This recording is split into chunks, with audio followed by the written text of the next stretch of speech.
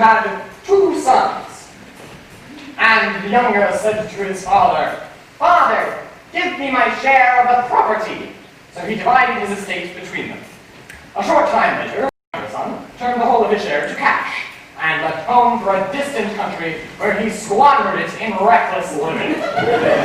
He had spent it all when a severe famine fell upon the land, and he began to feel the pinch. Ouch! So he attached himself to one of the local landowners, who set him on the farm to mind the swine. Swine? He would have been glad to have filled his belly with the pods that the pigs were eating, but no one gave him anything. Then he came to his senses, and said to himself, "How many of my father's paid servants have more food than they can eat? And yet here I am starving to death. I will go to my father and I will say to him, 'Father, I have sinned against God and against you. I'm no longer fit to be called your son. Treat me as one of your paid servants.'" So he set out for his father's house. But while he was still a long way off, the father saw him, and his heart went out to him. The son ran to his father, threw his arms around his neck, and kissed him, saying, "Father, I have sinned against God and against you. I am no longer fit to be called your son. Treat me as one of your paid servants."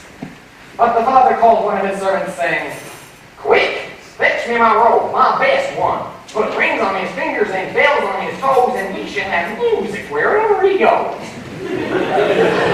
Sorry, wrong story. Put rings on his fingers and shoes on his feet, and let us take the fatted calf and kill it. And let us have a feast to celebrate this happy day, for this son of mine was lost and is found. And the festivities began.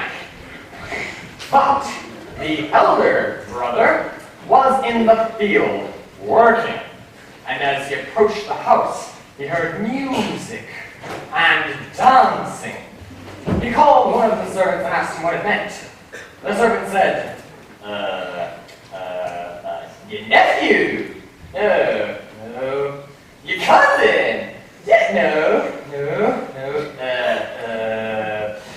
Yeah, your brother's come back, and your father's killed the fatted cat because he's got him back home safe and sound. Yeah." But the brother was irritated. Oh, come on! He was pretty stinking mad. And refused to go into the house.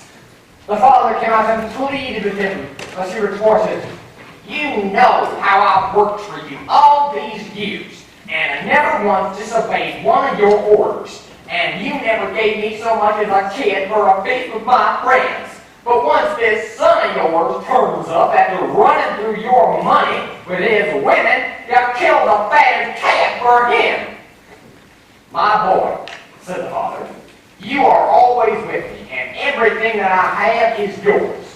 Now how could we help but celebrate this happy day? For this brother of yours was dead and has come back to life," metaphorically speaking, "was lost and is found."